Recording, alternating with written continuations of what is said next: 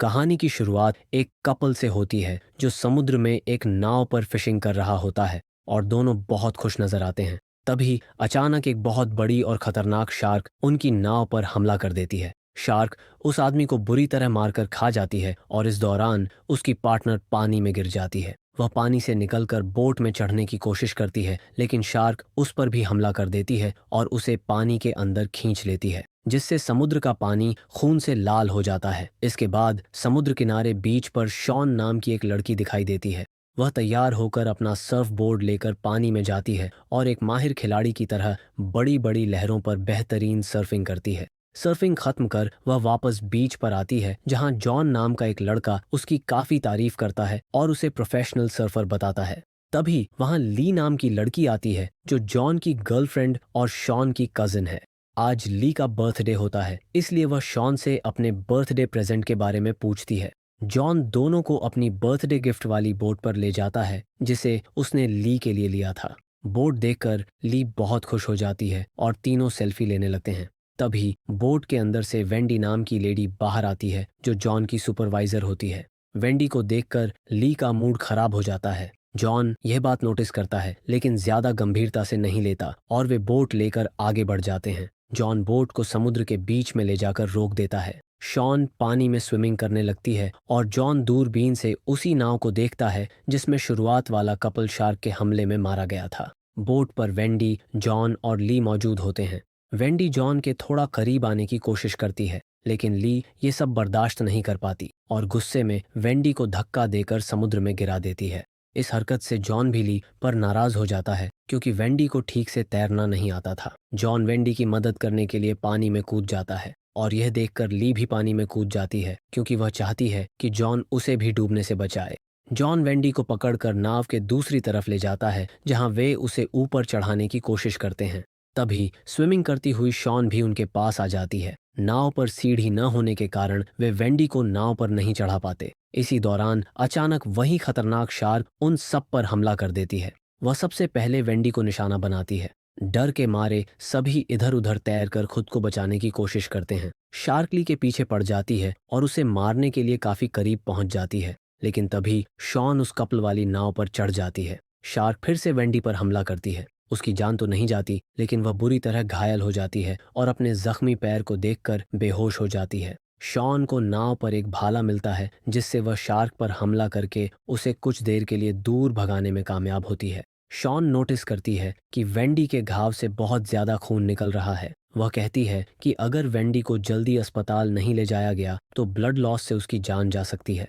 ये सब शॉन को इसलिए पता होता है क्योंकि वह एक डॉक्टर है। वह जॉन के स्विमसूट की स्लीव फाड़कर वेंडी के घाव को बांध देती है ताकि खून का बहाव रुक सके। फिर वे देखते हैं कि नाव एक एंकर की वजह से एक ही जगह फंसी हुई है। अगर वे इस एंकर को पत्थरों के बीच से निकाल दें तो वे इस नाव की मदद से अपनी बोट तक पहुंच सकते हैं। तीनों पूरी ताकत से एंकर खींचने की कोशिश करते हैं, लेकिन वह नहीं निकलता। जब कोई और तरीका नहीं मिलता तो शॉन खुद पानी में जाकर एंकर खोलने का फैसला करती है। वह नीचे जाकर रस्सी खोल देती है और वापस नाव पर आ जाती है। फिर सभी हाथों से पैडल करके नाव को अपनी बोट की तरफ ले जाने की कोशिश करते हैं, लेकिन तेज पानी का बहाव उन्हें आगे नहीं बढ़ने देता। सब थककर नाव में लेट जाते हैं। जॉन फिर ली के बारे में बुरा भला कहने लगता है कि वही इस मुसीबत की वजह है। वह यह भी बताता है कि वह वेंडी को इसलिए साथ लाया था ताकि ली से ब्रेकअप कर सके। यह सुनकर शॉन गुस्से में उसे एक जोरदार थप्पड़ मारती है। तभी अचानक वही खतरनाक शार्क फिर से आ जाती है और नाव को टक्कर मारने लगती है। जॉन नाव में पड़े भाले से शार्क पर हमला करता है। फिर शार्क नीचे से जोरदार हमला करती है, जिससे नाव हवा में उछलकर पलट जाती है। शार्क के हमलों से नाव टूटने लगती है और उसमें पानी भरने लगता है, जिसे वे अपने कपड़ों से रोकने की कोशिश करते हैं। जॉन वेंडी को कहता है कि वह उसके साथ बोर्ड पर आ जाए, क्योंकि नाव पर रुकना सुरक्षित नहीं है, लेकिन वेंडी मना कर देती है क्योंकि वह शॉन को अकेला नहीं छोड़ना चाहती। इससे गुस्से में जॉन उसे पानी में धक्का दे देता है और नाव से एंकर की रस्सी लेकर अपनी बोट की तरफ तैरने लगता है। पर तभी शार्क वेंडी के घाव से बहते खून की गंध सूंघ लेती है, जिसकी वजह से वह उसकी तरफ बढ़ने लगती है। लेकिन समय रहते ही शॉन वेंडी को वापस नाव पर खींच लेती है, जिससे उसकी जान बच जाती है। जॉन अब भी पानी में होता है, इसलिए शार्क उसकी तरफ बढ़ती है। जॉन जल्दी से अपनी नाव तक पहुंचकर रस्सी उसमें फंसा देता है और ऊपर चढ़ने लगता है, लेकिन अचानक उसका पैर फिसल जाता है और वह सीधे उस खतरनाक शार्क के मुंह में गिर जाता है, जिससे उसकी भी मौत हो जाती है। यह देखकर दोनों लड़कियां डर और सदमे में डूब जाती हैं। अब हमें फिल्म में दिखाया जाता है कि तेज धूप की वजह से शॉन और वेंडी दोनों धीरे धीरे डिहाइड्रेट होने लगती हैं। थकान के चलते दोनों नाव में सो जाती हैं और देखते ही देखते रात हो जाती है। वेंडी की हालत काफी खराब थी, उसकी त्वचा सूखने लगी थी। शॉन उसके हाथ पैर रगड़कर उसे थोड़ी राहत देती है। तभी वेंडी रोते हुए माफी मांगती है। उसे लगता है कि यह सब उसी की गलती है। शॉन उसे शांत करते हुए कहती है कि इसमें उसकी कोई गलती नहीं है, जो होना होता है वो होकर रहता है। इसके बाद शॉन कहती है कि अब उनका असली काम है जिंदगी के साथ यहाँ से निकलना। इसके लिए उन्हें नाव से कुछ दूर मौजूद उस बुई तक पहुंचना होगा। उन्हें उम्मीद होती है कि शायद वहां उन्हें कुछ काम की चीज मिल जाए। दोनों बॉय तक तैर कर जाने का प्लान बनाती हैं, लेकिन तभी अचानक शार्क फिर से हमला कर देती है। शॉन भाले से वार करती है और भाला शार्क के शरीर में फंस जाता है, जिससे वह घायल तो होती है, लेकिन फिर भी इतनी ताकतवर रहती है कि वह नाव को पलट देती है। नाव पलटते ही शॉन और वेंडी पानी में गिर जाती है। दोनों किसी तरह तैरते हुए अपनी जान बचाकर बॉय की तरफ बढ़ती हैं और आखिरकार सुरक्षित पहुंच जाती हैं। लेकिन वेंडी के घाव से खून बह रहा था और यही खून शार्क को आकर्षित करता है। वेंडी के बॉय पर चढ़ने से पहले ही शार्क उसे पकड़कर मार देती है। शॉन ये सब देखकर टूट जाती है। अब उसके सारे दोस्त मर चुके थे। कुछ देर बाद शॉन बॉय को चेक करती है। उसे एक पानी की बोतल मिलती है। वह उसे एक ही बार में पी जाती है। पूरे दिन से उसने न कुछ खाया था और न पिया था। वहीं उसे एक फ्यूल फ्लास्क और एक फ्लेयर गन भी मिलती है। वह बॉय पर लेटकर आराम करती है। कुछ समय बाद उसे दूर एक जहाज की आवाज़ सुनाई देती है। वह तुरंत फ्लेयर गन चलाती है, लेकिन जहाज तब तक काफ़ी दूर निकल चुका होता है।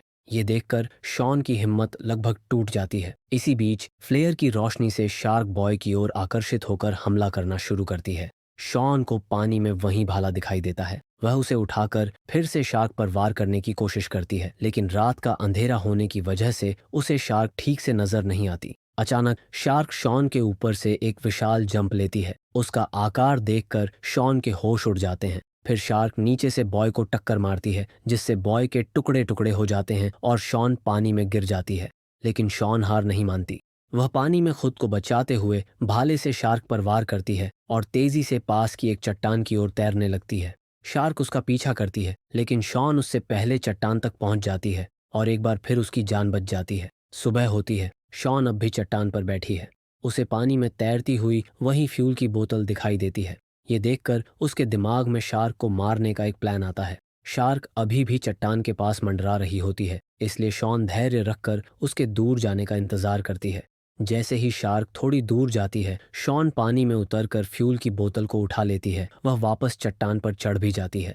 फ्यूल की बोतल वापस मिलने के बाद शॉन अब शार्क को खत्म करने का प्लान बनाती है।